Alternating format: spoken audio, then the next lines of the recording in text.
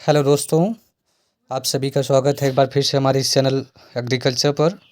मैं विपिन शर्मा आप सभी के बीच आ चुका हूं आज के इस सेशन को लेकर। आज का हमारा जो सेशन है वो कृषि क्रांति यानी एग्रीकल्चर रेवोल्यूशन से संबंधित है, जो कि कृषि के सभी छात्र मित्र के लिए बहुत ही उपयोगी होने वाला है, खास करके उन लोगों के लिए जिन्होंने एलटी ग्रेड की तैयारी की है। चलिए आज के सेशन को चालू करते हैं।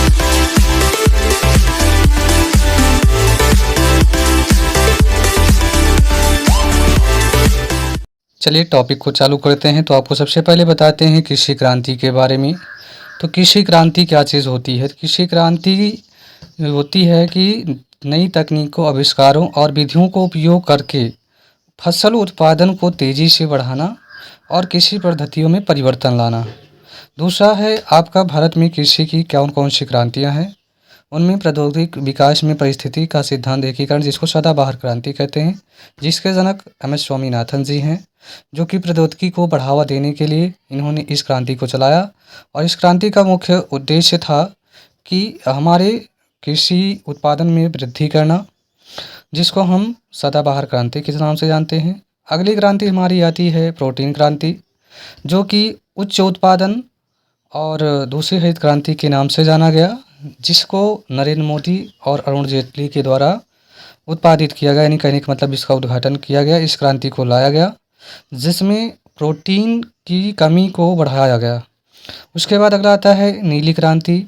मछली की उत्पादन को बढ़ाने के लिए डॉक्टर अरुण कृष्णन ने नीली क्रांति को बढ़ावा दिया, जिससे कि मछली के उत्पादन में वृद्धि हो सके और अच्छी अच्छी क्रांतियों का उत्पादन हो। भूरी क्रांति चमड़ा या पारंपरिक उत्पादन के लिए है। अगला आता है पीली क्रांति, जिसके उत्पादक हैं, कहने का मतलब वैज्ञानिक हैं, जिन्होंने खोज किया था सैम पित्रोदा, जिन्होंने तिलहन उत्पादन के लिए सबसे ज़्यादा कार्य किया, जो कि सरसों और सूरजमुखी जैसे फसल के उत्पादन को इंक्रीज किया। अगला आता है काली क्रांति, जो कि पेट्रोलियम उत्पादन से संबंधित है, यानी कहने का मतलब पेट्रोल डीजल को बढ़ावा देने के लिए। अगला फिर आता है आपका नीली क्रांति। नीली क्रांति आपका जो होता है डॉक्टर अरुण कृष्णन के द्वारा चालू किया गया, मछली उत्पादन के लिए इसको बढ़ावा दिया गया। भूरी क्रांति, जो कि चमड़ा या कोको या पारंपरिक उत्पादन के उद्देश्य से इसको क्रांति को लाया गया, जो कि चमड़ा उत्पादन की वृद्धि में काफ़ी सहायता प्रदान किया। तो ये चमड़ा, कोक, ये सभी इन सब के लिए। उसके बाद फिर अगला आता है स्वर्णिम फाइबर क्रांति।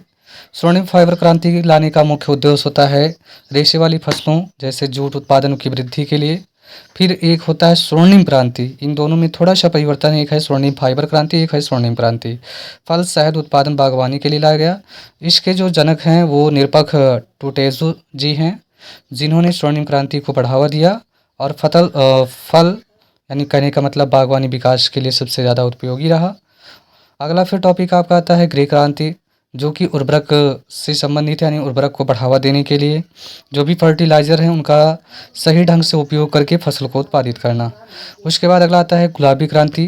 गुलाबी क्रांति का संबंध जो है प्याज, झींगा उत्पादन से है, और डॉक्टर दुर्गेश पटेल जी के द्वारा इस क्रांति को चलाया गया, जिससे कि प्याज के उत्पादन में इंक्रीमेंट हो सके। फिर इसके बाद आता है रजत क्रांति। रजत क्रांति जो है अंडा मुर्गी पालन से संबंधित है, उसके बढ़ावा देने के लिए जो है इस क्रांति को लाया गया, जिसका मुख्य क्रांतिकारी का नाम था वो इंदिरा गांधी जी थी, जिन्हें क्रांति की जननी के नाम से भी जाना जाता है। उसके बाद आता है सिल्वर फाइबर क्रांति, जो कि कपास के उत्पादन के लिए अच्छा होता है, यानी कपास के उत्पादन को बढ़ावा देने के लिए सिल्वर फाइबर क्रांति को बढ़ावा दिया गया। उसके बाद अगला टॉपिक आपका आता है लाल क्रांति, जिसको डॉक्टर विशाल तिवारी जी के द्वारा चलाया गया, और इसका मुख्य उद्देश्य था मांस और टमाटर